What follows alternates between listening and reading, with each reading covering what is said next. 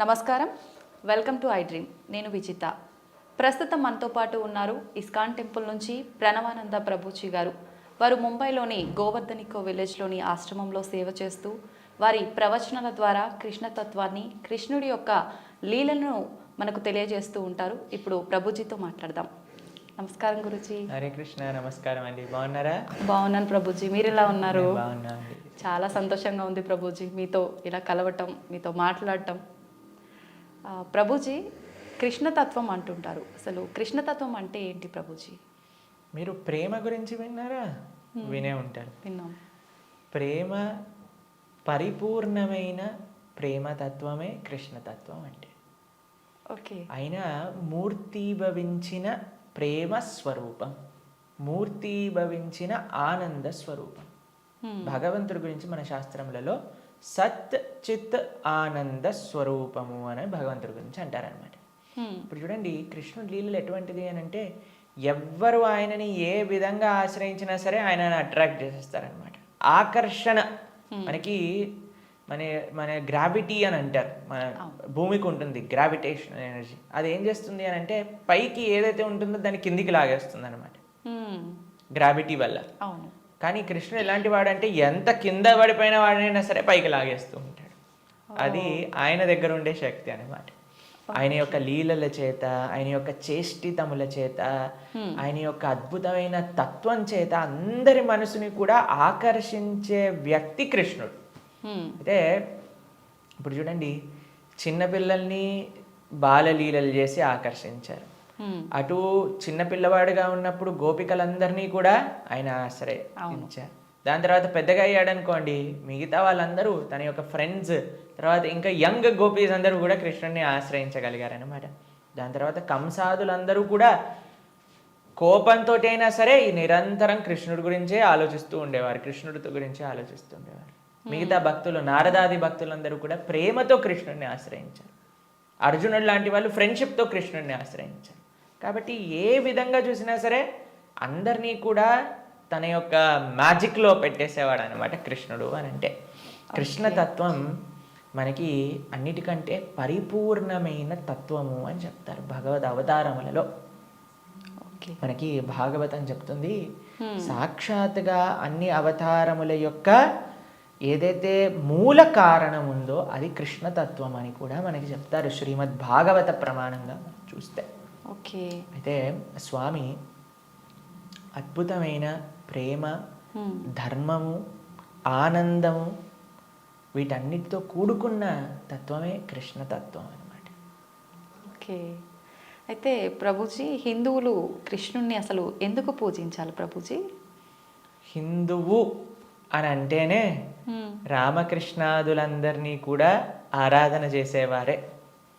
సనాతన ధర్మానికి ఒక మూల స్తంభం, లేదా ఒక విధంగా చెప్పాలి అని అంటే సనాతన ధర్మానికి ఒక అన్నిటికంటే ముఖ్యమైన గ్రంథం మనకి భగవద్గీత.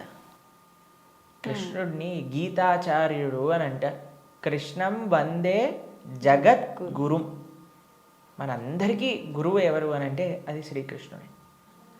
గీత ద్వారా అసలు హిందూ అని అంటే ఏంటి, సనాతన ధర్మానికి చెందినవారు అని అంటే ఏంటో తెలుసా అండి? మనకి భగవంతుడి పైన నమ్మకం ఉంటే మనం హిందువులం కాదండి, మన సనాతన ధర్మానికి చెందిన వాళ్ళం కాదు. మన శాస్త్రముల పైన నమ్మకం ఉంటే మన హిందువులం అవుతాం. చాలా మంది అనుకుంటారు, మేము గుడికి వెళ్తామండి, మేము బొట్టు పెట్టుకుంటామండి, మేము భగవంతుడికి అగరబత్తి తిప్పుతామండి కాబట్టి మేము హిందువులం. Sorry sir, you are not Hindu. మనం ఎప్పుడైతే గీత, భాగవత, రామాయణాదులు అన్నిటినీ కూడా ఒప్పుకుంటాం అప్పుడు మనం హిందువులం అవుతాం అన్నమాట. ఎందుకంటే మనకి భగవంతుడి గురించి ఎలా తెలిసిందండి? మీ కృష్ణుడు ఉన్నాడు అని ఎలా తెలిసింది? భాగవతం నుంచి తెలిసింది. రాముడు ఎలా ఉన్నాడు అనేది తెలిసింది రామాయణం నుంచి తెలిసింది. మనం రామాయణము, భాగవతము, భగవద్గీత, ఉపనిషత్తులు, వేదములు వీటిని ఒప్పుకున్నప్పుడే మనం భగవంతుడికి నమ్ముతాము అని మనకి ఆచార్యులు చెప్తారనమాట. కాబట్టి ఆస్తికత అని అంటే గ్రంథములపైన నమ్మకం పెట్టడం, మన శాస్త్రములపైన నమ్మకం పెట్టడం, మన ఆచార్యులపైన నమ్మకం పెట్టడం. కాబట్టి మనందరికీ ఎవరైతే కృష్ణుడు భగవద్గీతలో ఒక విషయం చెప్తారు, ఏంటో తెలుసా అండి? అహం బీజ ప్రదాపిత అని అంటారు.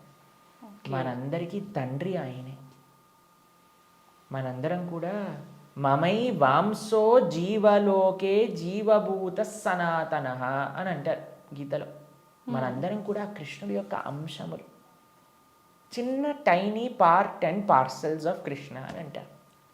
అంటే మీకు ఎక్స్ప్లెయిన్ చేయాలి అని అంటే, ఒక పెద్ద బంగారపు ముద్ద ఉందనుకోండి, 1 కేజీ బంగారపు ముద్ద ఉంది, మీకు ఒక ఉంగరం చేయించుకోవాలి అని అందనుకోండి, దాంట్లో కొద్ది బంగారం తీసి మనం ఉంగరం చేయిస్తాం. కృష్ణుడు ఆ బంగారపు ముద్ద లాంటి వారనమాట. మనమేమో చిన్న చిన్న ఉంగరం లాంటి వాళ్ళం అనమాట. కాబట్టి మనకి కృష్ణుడికి ఉండే సంబంధం ఏంటి అని అంటే, జీవేర స్వరూపహోయ్ కృష్ణేర నిత్యదాస్. మనందరం భగవంతుడి యొక్క దాసులం, భగవంతుడికి సేవకులం అనమాట. కాబట్టి ఆయన సేవ చేయకపోతే ఇంకా మనిషే కాదు కదండి. దుర్లభో మానుషో దేహో తదపి దుర్లభమర్థతం మనుష్యత్వం ముముక్షత్వం వైకుంఠ ప్రియదర్శనం. ఈ మానవ జన్మ లభించిందే భగవంతుని తెలుసుకోవడానికి. కాబట్టి ఆ భగవంతుడి ఆరాధన అనేది ప్రతి ఒక్కరూ తప్పకుండా చేయాలి. మన సనాతన ధర్మంలో కృష్ణ రామ ఆ యొక్క సేవ, వాళ్ళ యొక్క తత్వాలను మనం శ్రవణం చేయటం, వాళ్ళకి సేవ చేయటం అనేది చాలా ముఖ్యం. కాబట్టి ప్రతి ఒక్కళ్ళు కూడా చక్కగా కృష్ణుని ఆశ్రయించాలి, కృష్ణుడి యొక్క భక్తి చేయాలి. ఓకే. అయితే ప్రభుజీ, కృష్ణుడిని ఆరాధించాలంటే కృష్ణుడి విగ్రహం అనేది మనం ఇంట్లో పెట్టుకొని ఆరాధించాల్సి ఉంటుందా గురూజీ? అసలు ఎందుకు పెట్టుకోవాలి కృష్ణుడి విగ్రహాన్ని? కృష్ణుడి యొక్క విగ్రహం ఎందుకు పెట్టుకోవాలి అని అంటే, మనం మీకు ఒక విషయం చెప్తానండి. మీకు చాలా ప్రేమ ఉన్ని వ్యక్తిలోని ఎవరైనా ఉన్నారనుకోండి, మీరు ఏం చేస్తారు? మా కాలేజ్లో మేము ఇంజనీరింగ్ చదువుకునేటప్పుడు చూసేవాళ్ళం అనమాట. ఎవరికైనా గర్ల్ ఫ్రెండ్ బాయ్ ఫ్రెండ్ ఉన్నారనుకోండి, వాళ్ళు ఏం చేస్తారు తెలుసా? స్క్రీన్స్ ఎవరిపైన వాళ్ళు ఫోటో పెట్టుకునేవారు అనమాట. అదే అడుగునే, అరే వీళ్ళెవరు అంటే, వీళ్ళు నా గర్ల్ ఫ్రెండ్, వీళ్ళ బాయ్ ఫ్రెండ్ అని చెప్తూ ఉండేవారు. తర్వాత మేము ఎప్పుడైనా వాళ్ళకి రూమ్కి వెళ్ళాం అనుకోండి, రూమ్లో కూడా వాళ్ళ ఫోటోలు ఉండేవి. దాని తర్వాత ఎక్కడ పర్సులో చూసాను, పర్సులో కూడా వాళ్ళ ఫోటో ఉండేది. మనం ఎవరినైతే ప్రేమిస్తామో వాళ్ళ యొక్క చిహ్నాలతో మన అందరినీ నింపేసుకుంటూ ఉంటాం కదండి. అవును ప్రభుజీ. కాబట్టి మనం భగవంతుడిని ప్రేమిస్తున్నాము అన్నప్పుడు భగవంతుడి యొక్క అవే మన దగ్గర ఉండాలన్నమాట. ఇప్పుడు చూడండి, మేము స్వామి ఆరాధకులం. మా స్క్రీన్ సేవర్లో చూడండి, మీకు కృష్ణుడు కనిపిస్తాడు, పార్థసారథి. ఇక్కడ లోపల తీసిన మా ఆచార్యులు కనిపిస్తారు. కాబట్టి ఎక్కడ ఉన్నా సరే కృష్ణుడితో మనం నింపేసుకుంటాం అనమాట. కృష్ణుడు మనకి ఎల్లప్పుడూ గుర్తుండాలి. చాలా మంది అంటారు, ప్రభుజీ మాకు కృష్ణుడు గుర్తు రావాలి, రోజంతా మేము కృష్ణ స్మరణలో ఉండాలి అని అంటే, భగవంతుడి యొక్క నామం జపం చేయటం, భగవంతుడిని ఆరాధన చేయటం అనేది చాలా ముఖ్యం. ఓకే. కాబట్టి ప్రతి ఒక్కళ్ళు, చాలా మంది భయపడిపోతూ ఉంటారు, ప్రభుజీ ఇంట్లో విగ్రహం పెడితే ఆయనకి 3 పూట్ల నైవేద్యం పెట్టాలా అని అంటే, మరి స్వామి మనకి తినడానికి తిండి ఇచ్చింది, మీకు శరీరం ఇచ్చింది, పీల్చడానికి గాలి ఇచ్చింది, చూడడానికి కన్నులు ఇచ్చింది, శక్తిని ఇచ్చింది, మనసునిచ్చింది ఏమో ఆయనకు పెట్టడానికి మనకి పెద్ద బాధ. ఆయన నుంచి అన్ని వాడుకోవడానికి అయితే అప్పుడేం అడగట్లేదు, ప్రభుజీ మేము ఇంత వాడేసుకుంటున్నాం కృష్ణుడి దగ్గర నుంచి అని ఎవరు అడగాల్సిన అవసరం లేదు. కానీ కృష్ణుడికి ఇచ్చేటప్పుడు మాత్రం 3 పూటలా పెట్టాలా అండి నైవేద్యం అని అడుగుతారు. నిజంగా అలా పెడితేనే కృష్ణ పరమాత్ముడు మనందరినీ అనుగ్రహిస్తాడా ప్రభుజీ? మీరు ఒక్క విషయం చెప్తానండి. మీ ఇంటికి ఒక గెస్ట్ని తీసుకొచ్చారు. ప్రభుజీ గెస్ట్కి 3 పూట్ల పెడితేనేనా అండి ఆయన పట్ల ప్రేమ ఉన్నట్టు? ఆయన ఉపవాసం ఉంటే నాకేముందండి, ఆయన వచ్చి అక్కడ ఉన్నాడు, ఆయనంతా ఆయన ఉంటాడు, ఆయనకి ఏదైనా ఆకలేస్తూ వండుకొని తినమనండి అని అంటారండి గెస్ట్ని ఎవరినైనా? లేదు ప్రభుజీ. రాగానే మీరు ఇప్పుడు నేను రాగానే నన్ను టీ తాగుతారా కాఫీ తాగుతారా అని అడిగారా? అవును ప్రభుజీ. మరి అడగకుండా పర్వాలేదులే ఈయన వచ్చాడు కదా, ఈయన ఇష్టం ఉన్నట్టు ఈయనని కూర్చొని, ఈయననే మైక్ సెట్టింగ్ చేసుకొని, ఈయననే షూటింగ్ చేసుకొని వెళ్ళిపోని ఇవ్వండి అంటారా? లేదు ప్రభుజీ. కాబట్టి మనం ప్రేమతో భగవంతుని పిలిచినప్పుడు, భగవంతుడు వచ్చినప్పుడు ఆయనకి సేవ చేసే బాధ్యత కదండి మనకి. అవును. ఆయనకేం కావాలని కాదు, కానీ మనకు ఆయన పట్ల ఉండే ప్రేమను వ్యక్త చేసుకోవడానికి మనం సేవ చేసుకోవాలి. ఇప్పుడు ఆయనకి రావాల్సిన అవసరం ఏముందండి?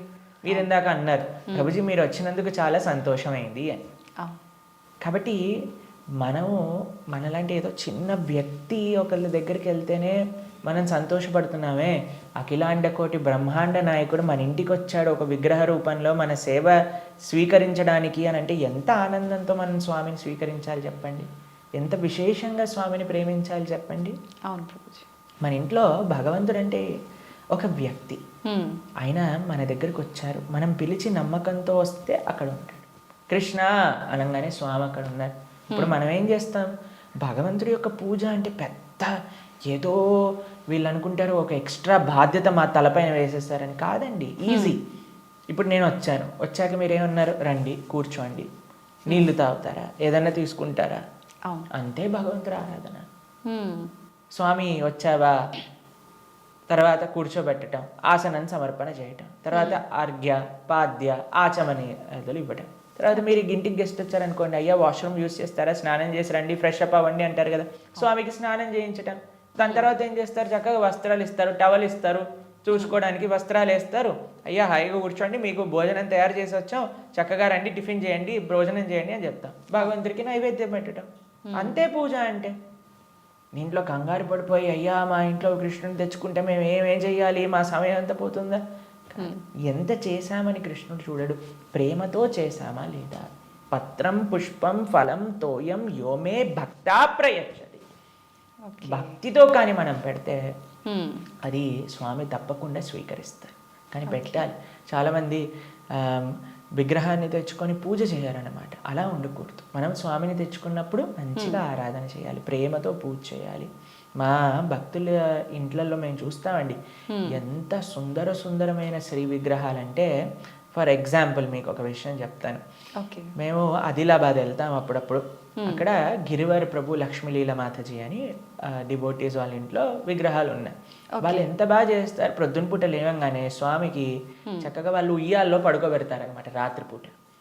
అయితే పడుకునే ముందు ఏం చేస్తారో తెలుసా అండి, వాళ్ళు చక్కగా కాళ్ళు ఒత్తుతారు స్వామికి. కాళ్ళు ఒత్తి చేతులకి మాలిష్ చేసి తర్వాత పడుకోబెడతారు. అన్ని అలంకరణలు తీసేసి నైట్ డ్రెస్ వేసినట్టుగా పడుకోబెడతారు. పడుకొని ఇప్పుడు చలికాలం అనుకోండి, ఒక చక్కటి రజాయి షాల్ కూడా కలిపి పెడతారనమాట.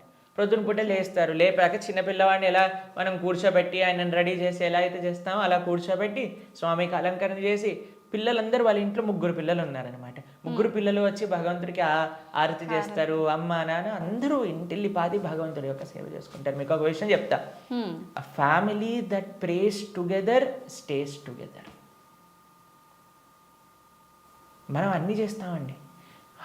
ఇంటిల్లిపాది అందరిని తీసుకొని సినిమాకి వెళ్ళొచ్చు, ఇంటిల్లిపాది అందరిని తీసుకొని హోటల్కి వెళ్ళొచ్చు, ఇంటిల్లిపాది అందరిని తీసుకొని పార్క్కి వెళ్ళొచ్చు. అయినా సరే మాకు ఫోన్ చేసి చెప్తున్నాను, ప్రభుజీ మా ఇంట్లో ఎవరు మమ్మల్ని అండర్స్టాండ్, పిల్లలు మాటినట్లేదు ప్రభుజీ, ఈయన గారు మాటినట్లేదు ప్రభుజీ, ఆవిడ మాటినట్లేదు ప్రభుజీ, తలనొప్పి వస్తుంది ప్రభుజీ. నేనంటే అమ్మ మీరు సినిమాకి తీసుకెళ్తున్నారు, సీరియల్ చూపిస్తున్నారు, పార్క్కి తీసుకెళ్తున్నారు, రెస్టారెంట్కి తీసుకెళ్తున్నారు, ఎప్పుడైనా మీరు నలుగురు కలిసి ఒకటేసారి భగవంతుడికి పూజ చేశారా?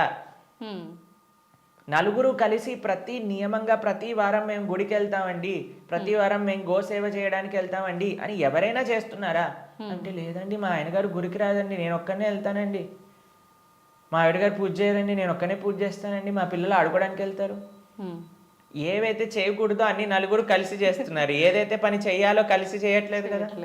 మేము అన్నాం వాళ్ళకి, ఒక నెల రోజులు కలిసి మీరు ఆలయానికి వెళ్ళండి, నెల రోజులు కలిసి గోశాలకు వెళ్ళి గోసేవ చేయండి, ఒక నెల రోజులు కలిసి ఒక 5 నిమిషాలైనా సరే భగవంతుడు ముందు ప్రార్థన చేయండి అంటే, నెల రోజుల తర్వాత మాకు ఫోన్ చేశారు. ఫోన్ చేసి ప్రభుజీ ఇప్పుడు మేము ఇంతకు ముందు కంటే చాలా ప్రశాంతంగా ఉన్నాం, ఇంతకు ముందు కంటే చాలా మార్పు మా జీవితాల్లో వచ్చింది. కాబట్టి మేమన్నా ఇలానే చేస్తూ ఉండండి, ఇంకా శాంతి మీ ఇంట్లో పెరుగుతుంది.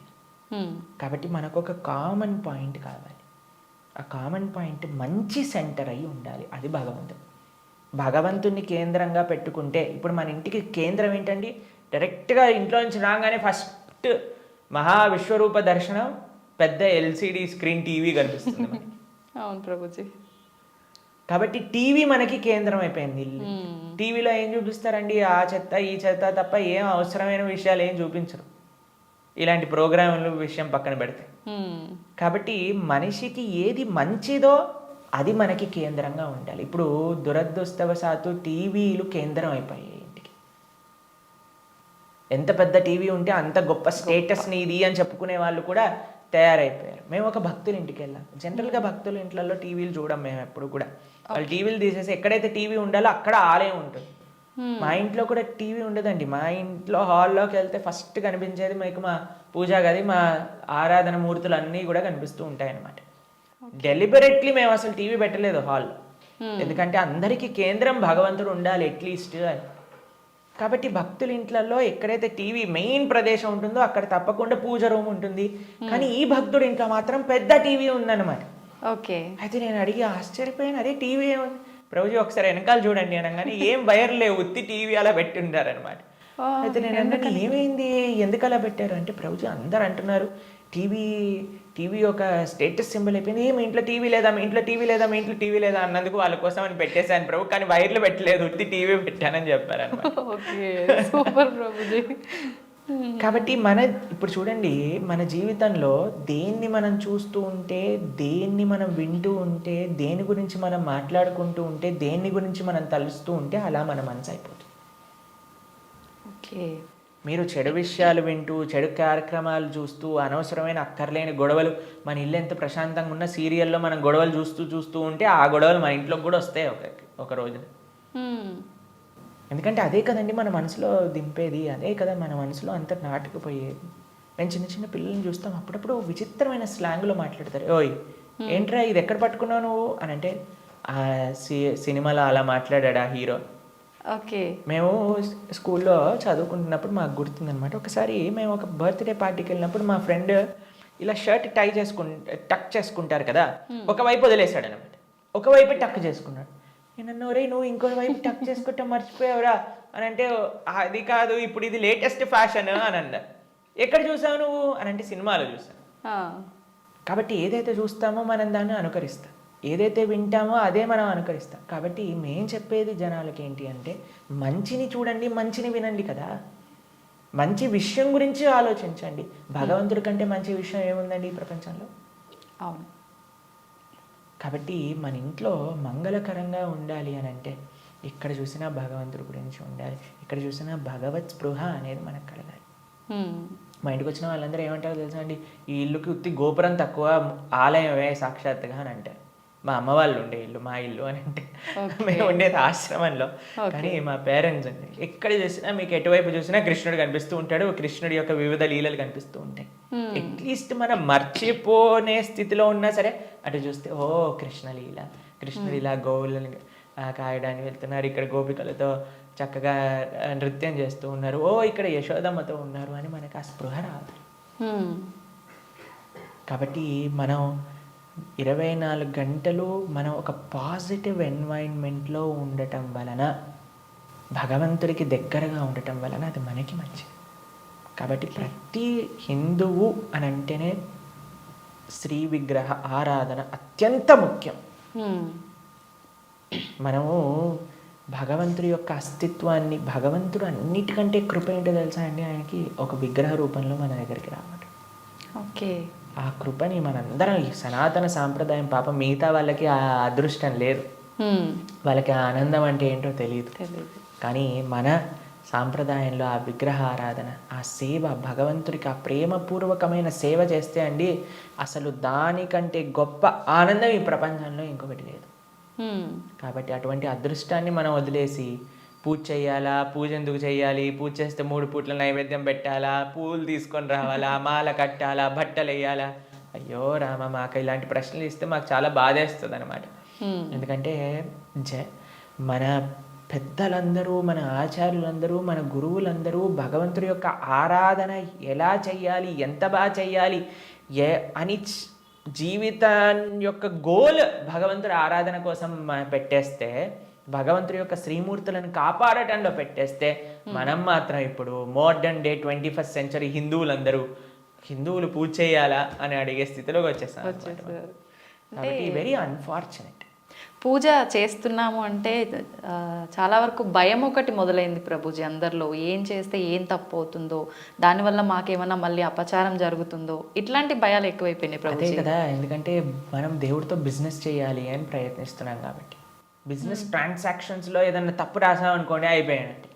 బిజినెస్ ట్రాన్సాక్షన్స్లో ఏదైనా తప్పు చేసామనుకోండి, ఎందుకంటే వీడు ఏం ఆలోచిస్తున్నాడు, ఇప్పుడు నేను ఇది ఇలా చేస్తే దేవుడు నాకు అది అలా ఇవ్వాలి, అయ్యా నువ్వు నాకు 1 కోటి రూపాయలు ఇస్తే నేను నీకు 10 కొబ్బరికాయలు కొడతాను.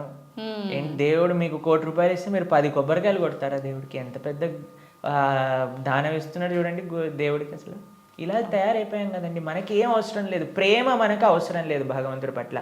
దేవుడా నువ్వు నాకు ఇది ఇవ్వు, నాకు ఆరోగ్యాన్ని ఇవ్వు, నాకు బట్టలు ఇవ్వు, నాకు డబ్బులు ఇవ్వు, నాకు కార్లు ఇవ్వు, నాకు ఇల్లులు ఇవ్వు, నాకు పిల్లలు ఇవ్వు, నాకు పెళ్లి చెయ్యి. మన తిరుప్పావై ప్రవచనాలు చెప్తూ ఉంటే ఒక మంచి భార్య కోసం తిరుప్పావై వ్రతం చేయొచ్చా, మంచి భర్త కోసం తిరుప్పావై వ్రతం చేయొచ్చా? ప్రతిదీ కూడా మనం మన కోరికలు తీర్చుకోవడానికి భగవంతుని వాడుకుంటున్నాం. ఐ నో ఏటీఎం మషిన్ లాగా కార్డు పెట్టామా, డబ్బులు తీసుకున్నాం, దాని తర్వాత వదిలేసాం అంతే. కాబట్టి భగవంతుడు అంటే మనకి సేవ చేయడానికి వచ్చినవాడు కాదండి. భగవంతుడు అంటే మనం ఆయన సేవ చేయాలి, ఆయనను మనం ఆశ్రయించాలి, ఆయనను మనం సేవించాలి. ఇప్పుడు మీకు ఒక విషయం చెప్తానండి. ఒక చిన్న పిల్లవాడు ఉన్నాడు, తల్లి ఇలా ఎత్తుకుంది. మేము చిన్నప్పుడు చూస్తాం, మేము కూడా చేసే ఉంటాం. అప్పుడప్పుడు అమ్మ జుట్టు పట్టుకొని ఇలా పీకుతారు చూసారా, పిల్లలు ఇలా పట్టుకొని ఇలా పీకేస్తుంటే అమ్మ అంటుంది, ఓ ఇలా ఇలా తీసేసి, ఓ మా కన్నా మా బంగారు కొండ అని అంటుంది. అంతేగాని నా జుట్టు పీకినందుకు లాగా ఒకటి పీకి పెడుతుందా పిల్లవాడిని? లేదు ప్రభుజీ. ఎందుకంటారండి? పిల్లల్ని గారాబం చేస్తుంటారు ముద్దుగా, అంటే తెలిసి తెలియని వయసు కదా. ప్రేమ. పాపం వాడికి ఏం తెలుసండి జుట్టు పీకితే నొప్పేస్తుంది మా అమ్మకి అని. కానీ తల్లికి ఆ పిల్లవాడి పైన ప్రేమ అంటే ఏమనిపించదు. అవును, అంతేనా? కొన్నిసార్లు పిల్లలు చూసారా మూత్రం పోసేస్తూ ఉంటారు, తాతగారు ఎత్తుకున్నప్పుడు అమ్మమ్మ ఎత్తుకున్నప్పుడు. ఏమని అంటారా అండి, తీసి పిల్లవాడిని ఇలా పడేస్తారా పాట అని? ఇంకా హ్యాపీగా ఫీల్ అవుతారు. ఎంత ఒకళ్ళని చూసానమాట మేము, ఓ మా పిల్లవాడు మా మనవాడు మూత్రం పోసాడే అని ఎగిలిపోతున్నాడు ఆయన. ఎందుకు? ప్రేమ ఉంది కాబట్టి భగవంతుడు ప్రేమైకమూర్తి. అందుకే కృష్ణుడి గురించి ఏమన్నాం మనం? ప్రేమ స్వరూపం.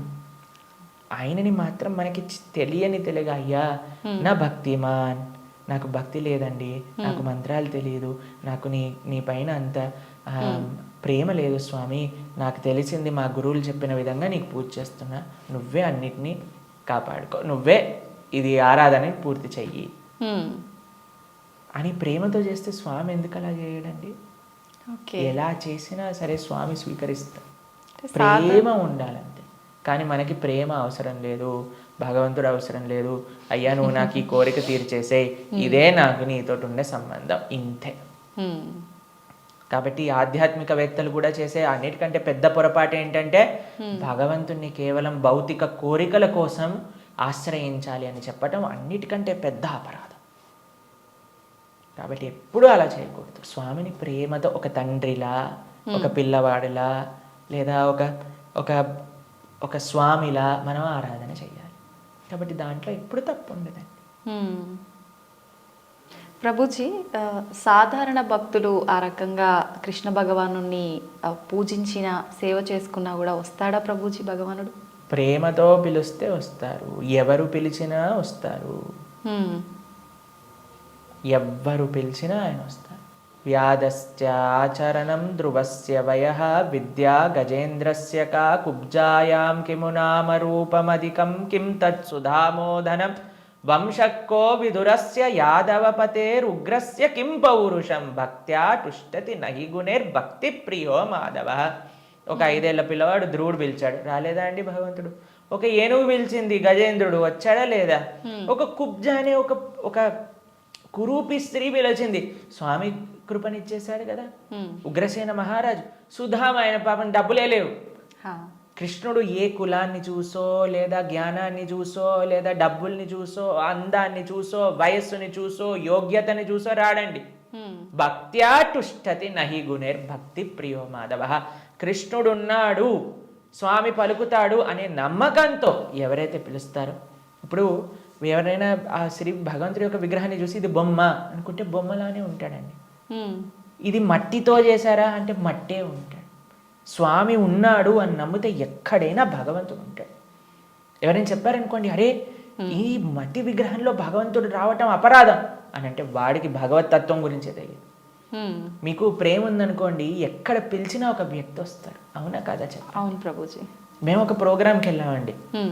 అయితే వాళ్ళు అన్నారు, ప్రభుజీ మా ఈ చిన్న ప్రోగ్రామ్కి వస్తారని మేము అనుకోలేదు ప్రభుజీ, కానీ పిలవంగానే మీరు వచ్చారు.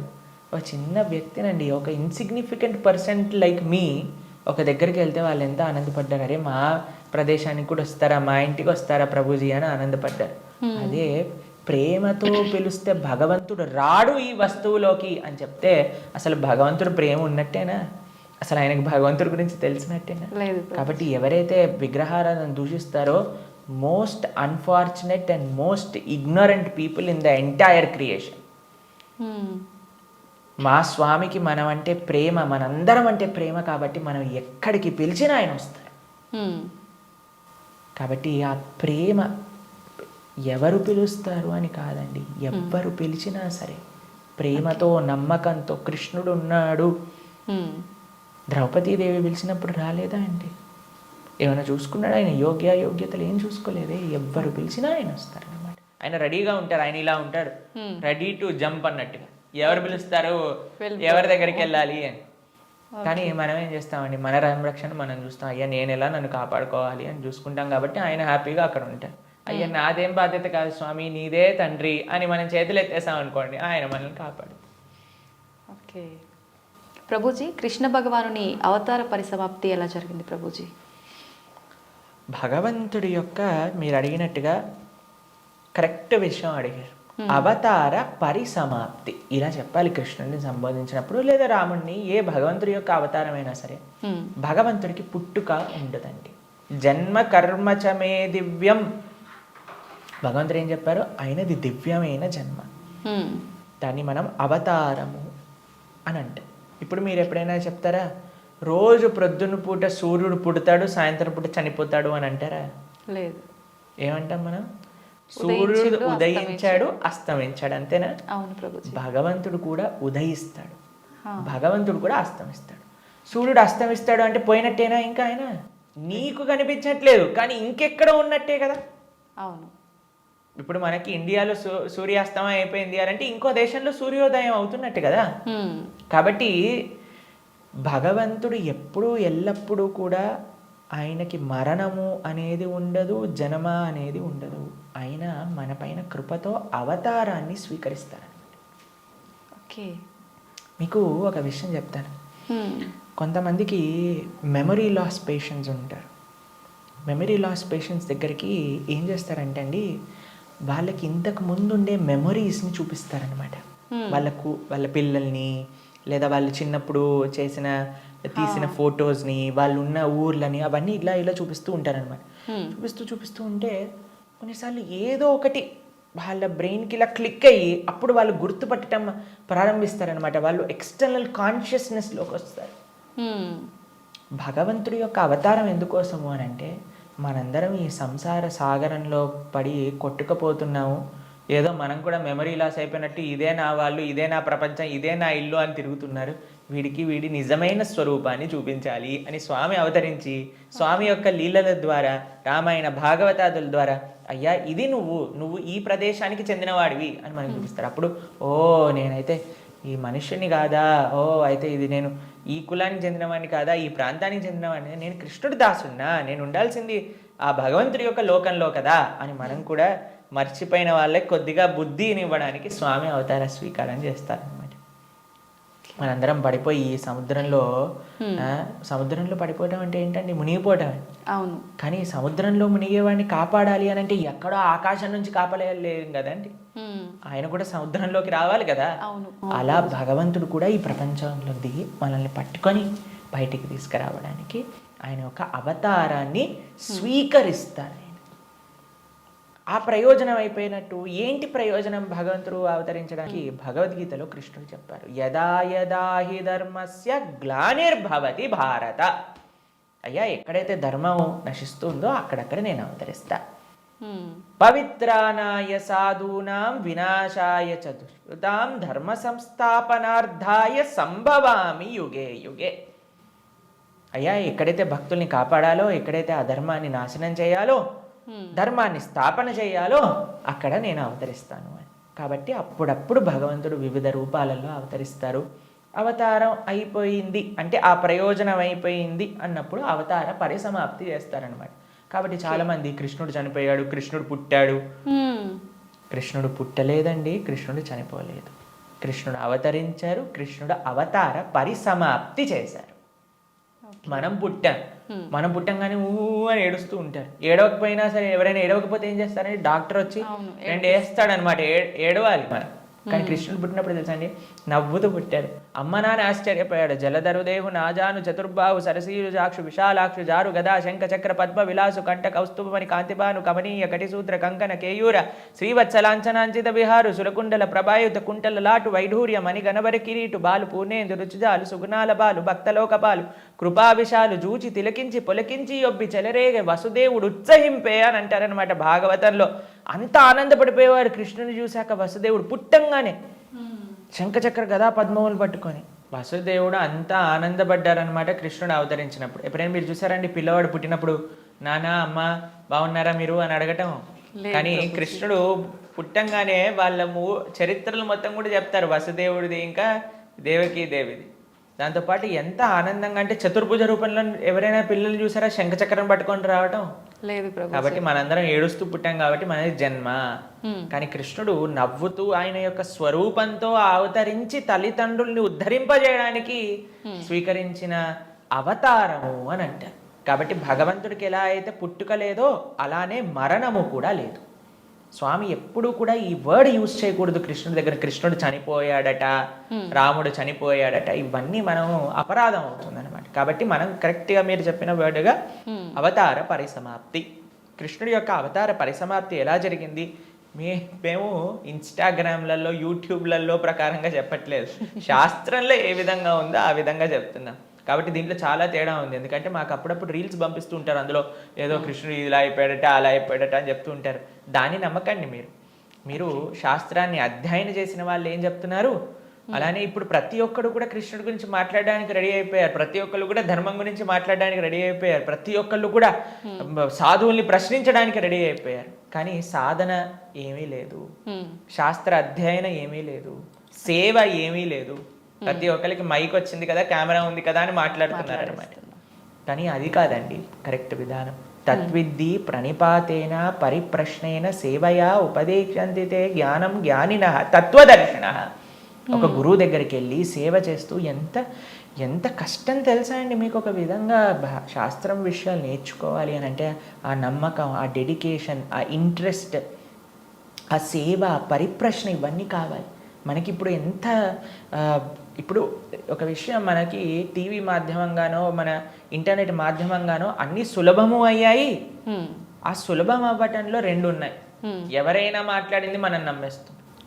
అలా కాదు. మనం ఎప్పుడు మేము ఒకటే విషయం చెప్తాం, ఎవరైతే సాధువులు చక్కటి పరంపరాగతంగా జ్ఞానాన్ని నేర్చుకున్నారో, ఎవరైతే శాస్త్ర అధ్యయన చేశారో అటువంటి వాళ్ళ దగ్గర నుంచి మనం వినాలి. ఎవరైతే గురువుల్ని ఆశ్రయించి గురువుల దగ్గర నుంచి విన్న వాళ్ళు ఉన్నారు, ఎవరైతే జీవితంలో సొంతంగా దాన్ని సాధన రూపంగా వాళ్ళు చేస్తున్నారో అటువంటి వాళ్ళ దగ్గర నుంచి వినాలి. కాబట్టి మనకి భాగవతం చెప్తుంది, భగవంతుడు ఒకానొక సమయంలో అయ్యా ఈ ప్రపంచంలో ఉండే అధర్మ మొత్తం కౌరవుల వైపు ఒక్కసారి అందరినీ గ్యాదర్ చేసేసి కంప్లీట్ చేసేస్తాడు అనమాట. ఇక అయిపోయింది అని అనుకున్నప్పుడు ఆయన చక్కగా ఒక దగ్గర ప్రభాస క్షేత్రము అనే ప్రదేశంలో ఆయన ఇలా ఉన్నారనమాట. ఉన్నప్పుడు ఒక వేటగాడు వచ్చి ఒక జింకని వేటాడుతున్న ఆయన కృష్ణుడి యొక్క పాదాన్ని, శ్రీపాదాలను చూస్తూ జింకలా అనుకొని బాణాన్ని వేశారు. వేసినప్పుడు అది కృష్ణుడి యొక్క పాదానికి తాకింది. మీకు ఒక విషయం చెప్తాను, లాజికల్గా ఆలోచిద్దాం. మీ అందరికీ లాజిక్ థింకింగ్ చాలా ఎక్కువ కదండి. పాదాలలో బుల్లెట్ దిగింది అని అనుకుందాం, బాణం కూడా పక్కన పెట్టేసేయండి, చనిపోయాడు అని మీరు ఎప్పుడైనా విన్నారా? లేదు. మన సీరియళ్ళల్లో సినిమాలలో అయితే ఇక్కడ బుల్లెట్ జరిగినా సరే లేచి నించొని మళ్ళీ మాట్లాడిన వాళ్ళు ఉన్నారు. కాబట్టి పాదాలలో బాణం తలిగితే ఎలా కృష్ణుడిని అవతార సమాప్తి చేశారు, శరీరాన్ని చాలించేశారు అని ఎలా చెప్తాను చెప్పండి. కాబట్టి అదొక లీల. ఎందుకండి కృష్ణుడు ఇలా లీల చేశారు? ఎందుకంటే ఆయన చనిపోయాడు అని చెప్పడానికి కొంతమందికి వీలు చూపించాలి కదా. కృష్ణుడు అండి ఈజ్ నాట్. ఇప్పుడు కొంతమంది అంటారు, మా దేవుణ్ణి నమ్మకపోతే నువ్వు నరకానికి వెళ్ళాల్సిందే. కృష్ణుడు అలాంటి వాడు కాదనమాట. కాబట్టి అయ్యా నువ్వు నన్ను నమ్ముకో, నేను నీకు కావాల్సినంత శ్రద్ధ, విశ్వాసం, భక్తిని ఇస్తాను. నువ్వు నన్ను నమ్మకు, నీకు కావాల్సినన్ని రీజన్స్ ఇస్తాను నన్ను నమ్మకపోవడానికి. కాబట్టి అటువంటి వాళ్ళకు ఒక రీజన్ ఇవ్వడానికి అనమాట.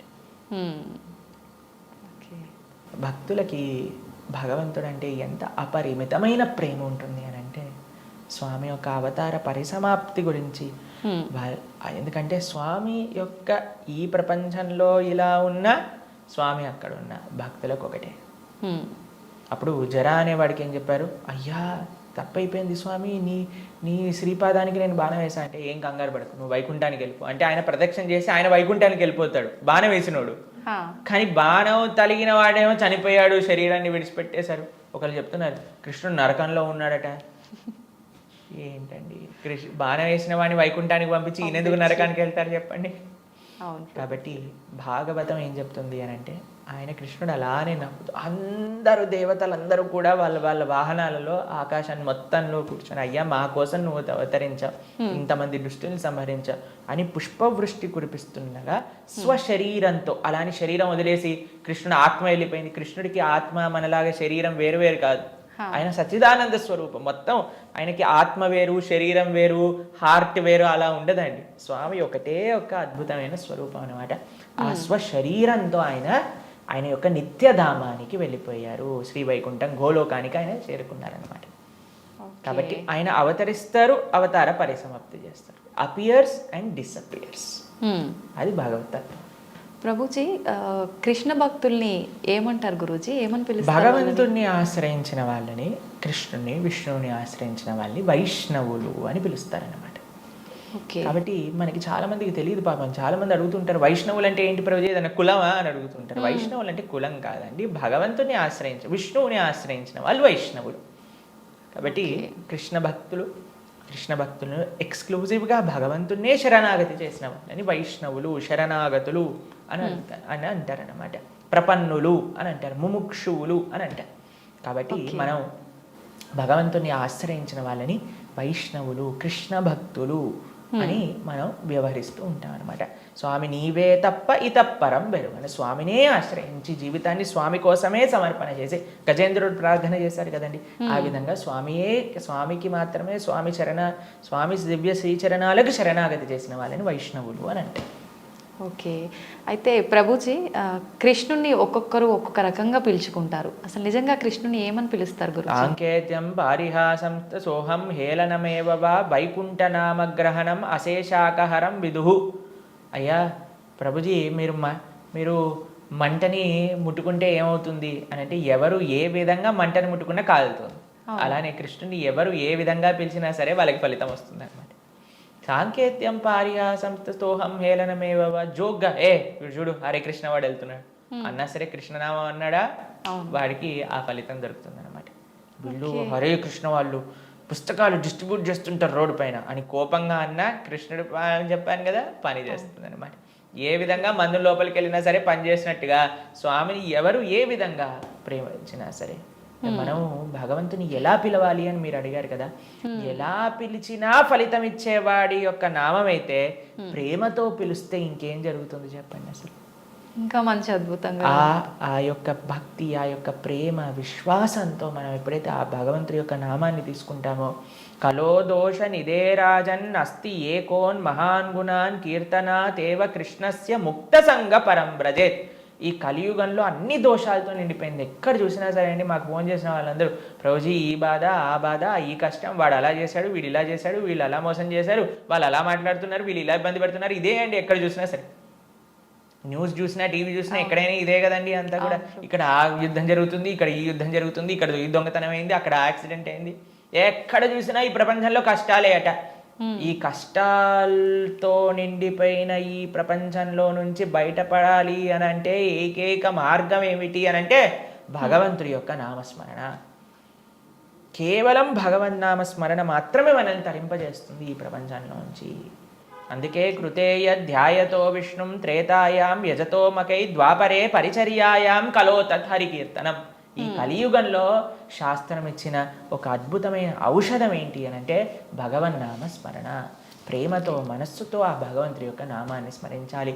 హరే కృష్ణ కృష్ణ కృష్ణ హరే హరే, హరే రామ రామ రామ హరే హరే. ఇది మహామంత్రం. అందుకే హరిర్నామ హరిర్నామైవ కేవలం నాస్తైవ గతిరన్యద అని చెప్పారనమాట శాస్త్రంలో. ఆ భగవంతుడి యొక్క నామస్మరణ తప్ప ఈ కలియుగంలో ఇంకొక మార్గం లేదు తరించడానికి అని కూడా మన శాస్త్రం చెప్తుంది. కాబట్టి ప్రేమతో, భక్తితో, శ్రద్ధతో, విశ్వాసంతో, నమ్మకంతో మనం భగవంతుడి యొక్క నామస్మరణ చేయాలి. ఓకే. అయితే ప్రభుజీ కృష్ణుడి విగ్రహం పెట్టుకుంటుంటారు చాలామంది. అసలు ఎందుకు పెట్టాలి గురూజీ కృష్ణుడి విగ్రహాన్ని? ఇందాక మనం మాట్లాడుకున్నట్టుగా మనకి ఏ వ్యక్తి పైన అయితే ప్రేమ ఉంటుందో ఆ వ్యక్తి యొక్క స్వరూపం మన దగ్గర ఉంటుంది. కాబట్టి మన యొక్క స్వరూపమే భగవంతుడి యొక్క దాసులు. కాబట్టి భగవంతుడిని ఆరాధన చేయాలి. మనం చాలామంది చేసే తప్పు ఏంటంటే స్వామి లేకుండా అమ్మని, అమ్మ లేకుండా స్వామిని ఆరాధన చేస్తూ ఉంటారు. అలా కాదు, మనం రాధాకృష్ణుని ఇరువురిని ఆరాధన చేయాలి. మీరు ఇంట్లో శ్రీ విగ్రహాలను పెట్టుకుంటున్నారు అని అంటే ఆరాధన కూడా తప్పకుండా చేయాలి. భగవంతుడికి నైవేద్యం పెట్టడం, ఆరతి ఇవ్వటం, ఉత్సవాలు జరపటం, అభిషేకాలు చేయటం, వీటన్నింటినీ కూడా చక్కగా చేసుకోవాలి. ఇది ప్రియారిటీగా చేసుకోవాలి. ఇది చేసుకుంటే మీ జీవితంలో ఆనందం వస్తుందండి. మిగతాది ఏది చేసినా ఆనందం రాదు. కాబట్టి మనం ప్రణవానంద దాస్ అనే యూట్యూబ్ ఛానల్లో మనకి సదాచారం కోర్సులో మనం ఎలా భగవంతుడి యొక్క ఆరాధన చేయాలి అని చెప్పి ఉన్నాం. దాన్ని తప్పకుండా శ్రవణం చేయండి. అలానే భగవంతుడి యొక్క శ్రీ విగ్రహాలు మీరు తీసుకునే ముందు మనం సంపూర్ణ భాగవతాన్ని చెప్పుకున్నాం. గీతా భాగవతాలు మన ప్రణవానంద దాస్ అనే ఛానల్లో మీకు లభిస్తాయి. ఈ మొత్తం సిరీస్ని శ్రవణం చేయండి. అప్పుడు మీకు అసలు ఎందుకు నేను భగవంతుని ఆరాధన చేయాలి అనే దానిపైన క్లారిటీ వస్తుంది. దాని తర్వాత ఎలా ఆరాధన చేయాలి అనేది మీరు తర్వాత చూసుకుందరు. కానీ కాబట్టి మనం హిందువులుగా కేవలం నేమ్ సేక్ హిందూస్ అవ్వకూడదు.